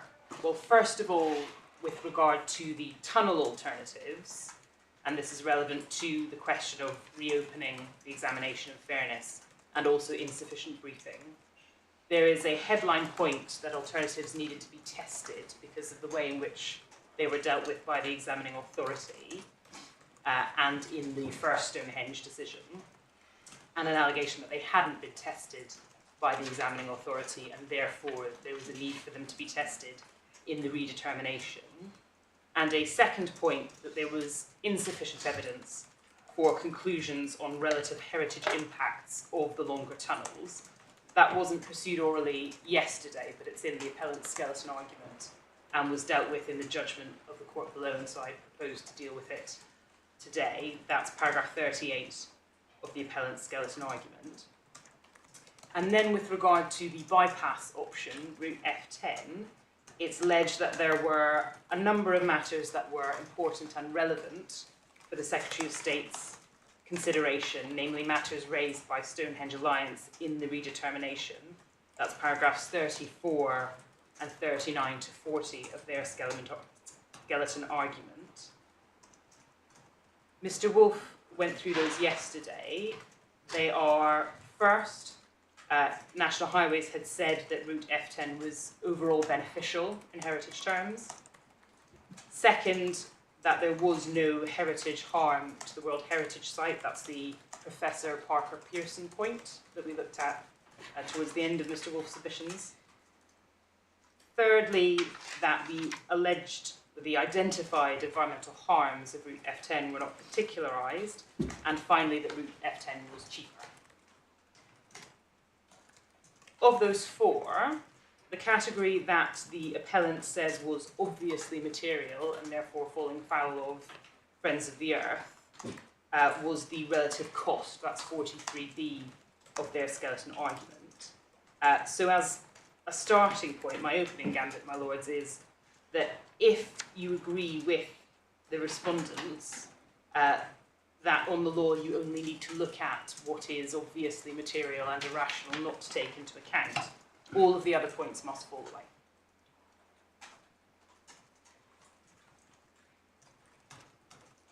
Moving then to some important context before I deal with all of those points in turn.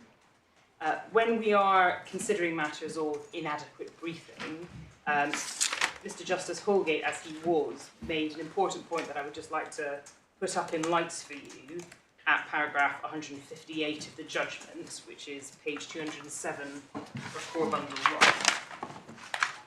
1. Sorry, page? 207 for 207. core bundle. Yeah. Yeah. Second.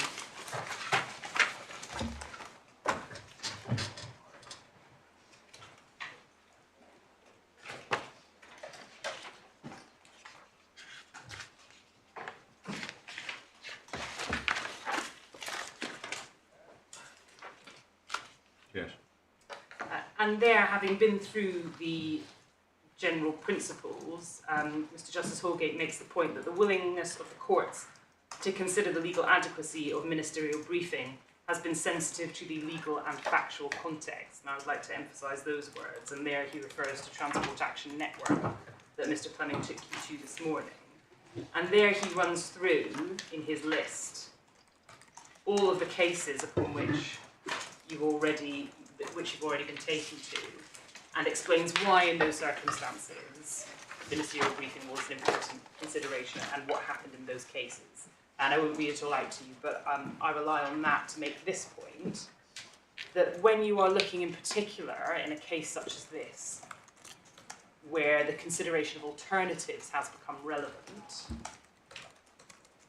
the level of detail that the decision maker is required to go into when considering alternatives is a matter of judgment for the decision maker. And that comes from the case of Langley Park at paragraph 53.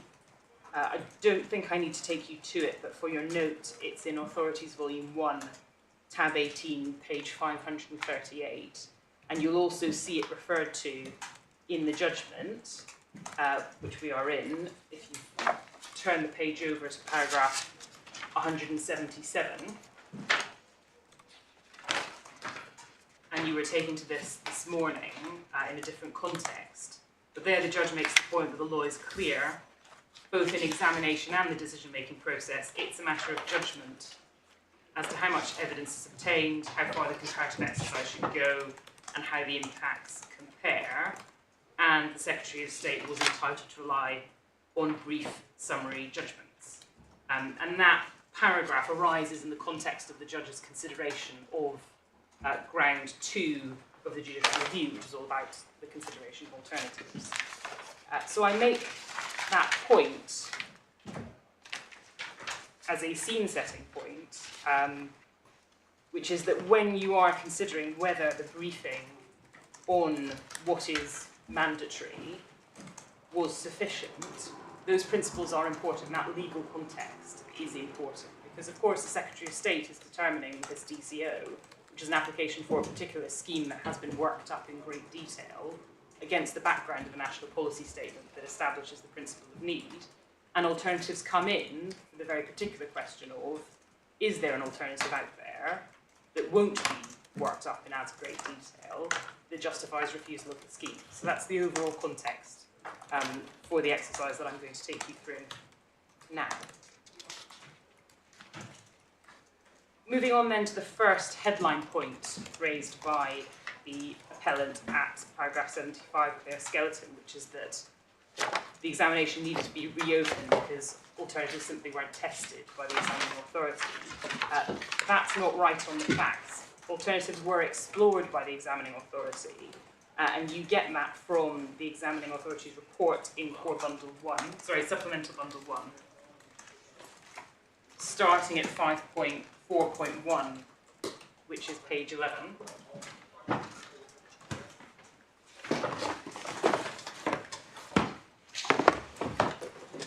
And you will see there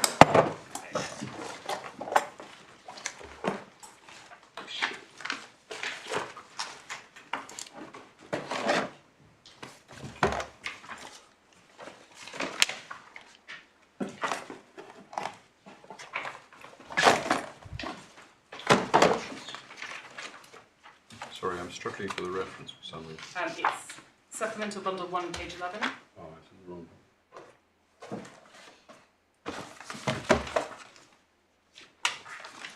Yeah, sorry. Yep, I'm with you. So that is the section, the beginning of the section of the examining authority's report that deals with alternatives.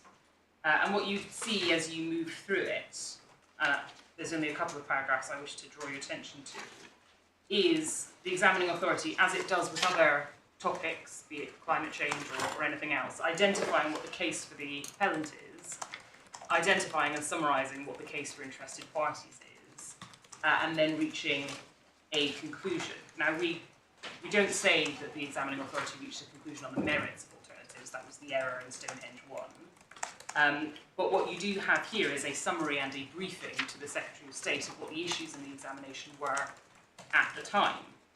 And you can see that over the page at page 12, 5.4.11,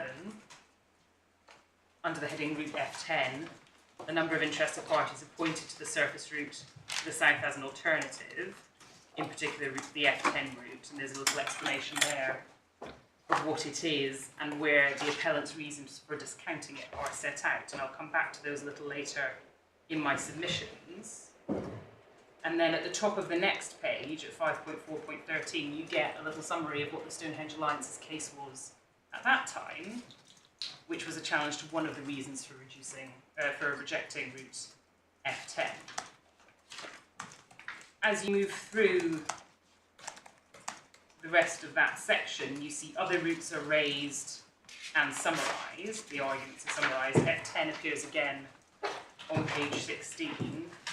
And then if I could take you to page 21, you get the examining authority's analysis against the background of what it thought it had to do, which was to question whether or not an options appraisal process had been undertaken. And at 5.4.69, the examining authority says, nonetheless, the applicant has provided a full response to the alternative options supported and or referred to by interested parties in written and oral submissions. There was a hearing about alternatives. Most of these alternative routes or similar ones have been considered appraised by the applicant. Reasons for their rejection and the selection of the application route have been explained, and the examining authority finds no reason to question the method and approach of that appraisal process. Now, all I rely on that to show is that alternatives were tested. So there was consideration of the case for and against, and a summary of the case for and against in the examining authority's report. What you don't have is a conclusion on the merits, which led to the quashing in Stonehenge 1 for the longer tunnel options. So that's our first submission, is it is not right to say the examination needed to be reopened to deal with alternatives because they had not been tested. That's judicial review ground 1. When you say tested, sorry to interrupt you, but what does tested mean? Well, from our perspective, tested means a process of identifying the case for and the case against and obtaining further information. And as Mr Fleming said earlier, that's a very similar process to the process that officials undertake.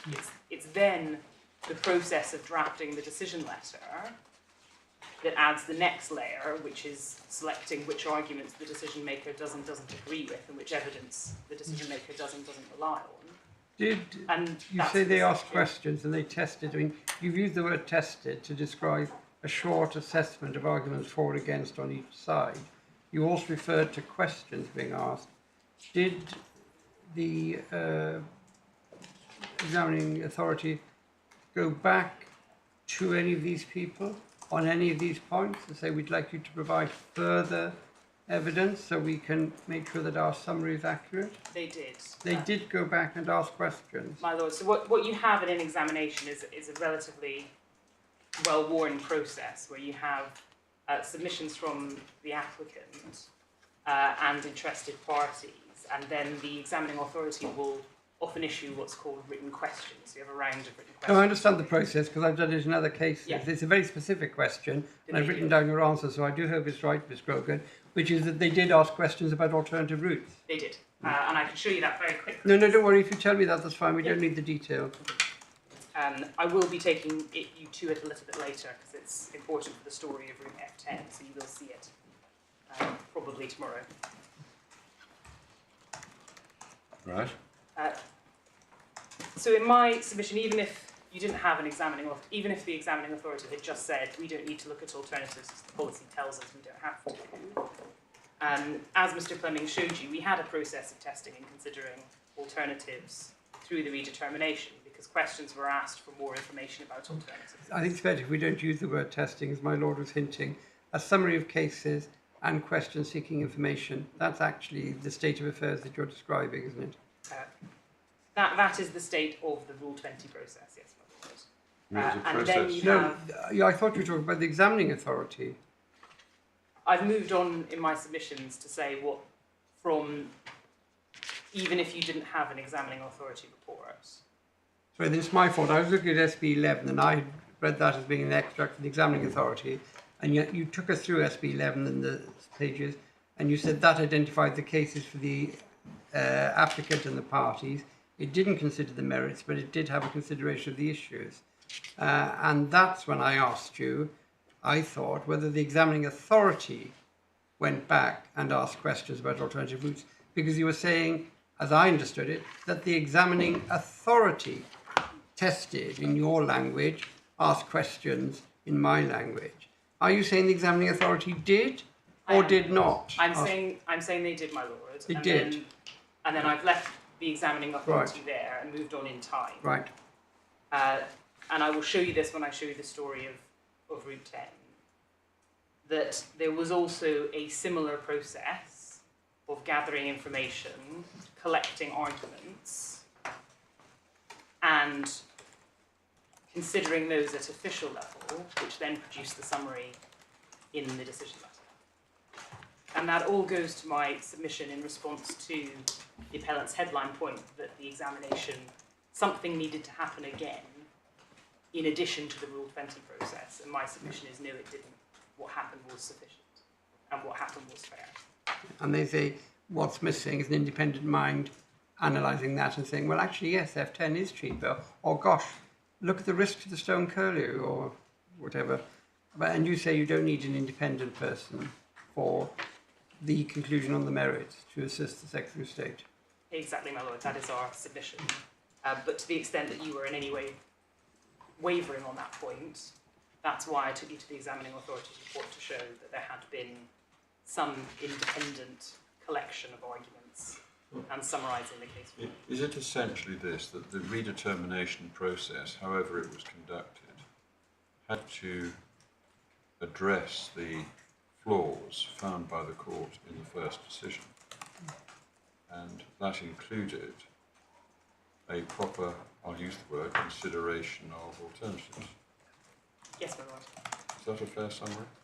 That is a fair summary, and in our cases that was done. And you submit that it was done. The other side says it wasn't. Yes.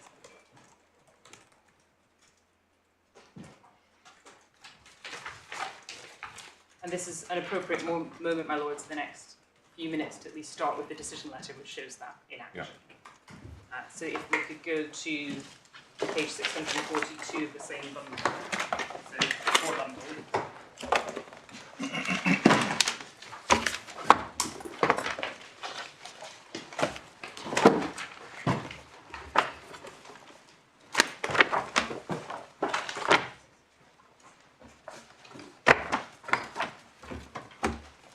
You were taken yesterday to one paragraph, which was paragraph 230, but there's a much longer section in the decision letter on alternatives, and that starts at paragraph 208.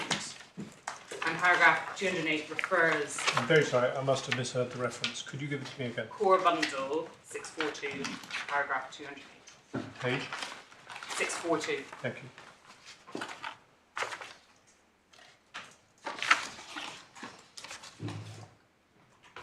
I think I'm now with you.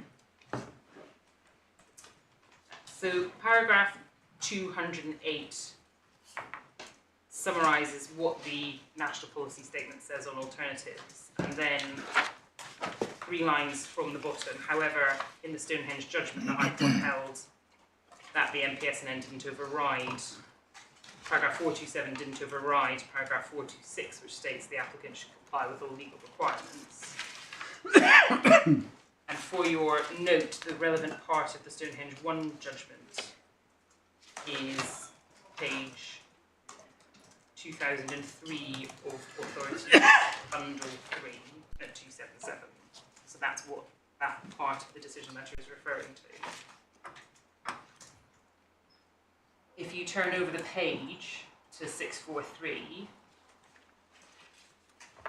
the summary of the judgment continues. The High Court held, in light of the particular exceptional circumstances of the application, the XA should have assessed the proposed alternatives because there were material considerations, and ultimately the Secretary of State, in making his decision, was required to take them into account. In redetermining, the Secretary of State has therefore considered the proposed alternatives including routes which avoid the WHS, which are discussed in further detail below at paragraphs 208 to 233. That reference to routes which avoid the WHS includes route F10, but also includes other bypassing routes that were raised in the redetermination.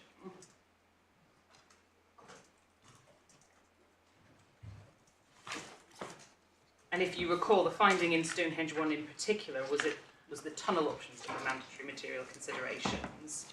And one reason for that was because they fell within the same red line area that the scheme was being constructed in. So they were a different way of constructing the scheme rather than a different scheme altogether, which is what the bypassing routes amount to. You then, in the following paragraphs, have an analysis of the two longer tunnel options. And for each of those in this section, it is explained that the eastern portal stays the same, but the western portal moves as the tunnels get longer. And then it's a question of how do you construct the tunnel? Do you bore underground, or do you carry out cut and cover construction? The effect of the cut and cover section would be to cover the effectively to cover the cutting. Yes. So you reduce the length of the cutting, but you have a longer tunnel, part of which would be bored, and then the western part of it would be cut and cover. Yes, that's correct. You have an explanation in a little more detail in 214 and 215 of the decision letter, which tells you what the difference is between the two of them are, and you're exactly right, my lord. 215, the notable difference is the tunnel extension through the western section will be constructed using a cut and cover technique rather than a tunnel boring machine, which is part of the tunnel. Paragraph 216 then makes the point about what the Minister has considered, including representations from others. So consider the relative merits of the proposed development and the alternative mentioned above as optimised, and considered representations of others, and then identifies that there are a number of headline issues that have been considered: traffic and operation, construction, civil engineering, mechanical and electrical heritage, environment, programme and cost, but also taking into account all other representations. And then you have, at paragraphs 217 and following, an explanation that the Secretary of State notes the applicant's view would give rise to slightly more beneficial heritage effects. This goes to the point the appellants made that National Highways' view of the heritage impact infected the Secretary of State's consideration. And perhaps I'll stop once I finish this paragraph. That's not right. You'll see at the end, the last sentence, Secretary of State has considered for himself what he considers to be the comparative heritage effects of the proposed alternatives, as compared against his assessment of the less than substantial harm arising from the proposed development before reaching any overall conclusion. So that's the Secretary of State noting that they have a different view of what category of harm arises as to National Highways, and so they've carried out their own assessment, applying their judgment that the scheme gives rise to less than substantial harm. So that's one of the criticisms the appellant has made as to why the briefing was insufficient or why the examination needed to be reopened, because there was somehow a carryover of National Highways position. That's just simply not right, and so paragraph 217 makes that very clear. I'm conscious, my lords, it's 4:15. Yes, well, I think we should stop at that point. Moment. Just pause. Thank you very much. Pausing for a second to consider the timetable. Where I haven't actually looked to see quite where we are with the timetable, but we're in no danger of not finishing tomorrow. Good. We'll start then again at 10:30. All right.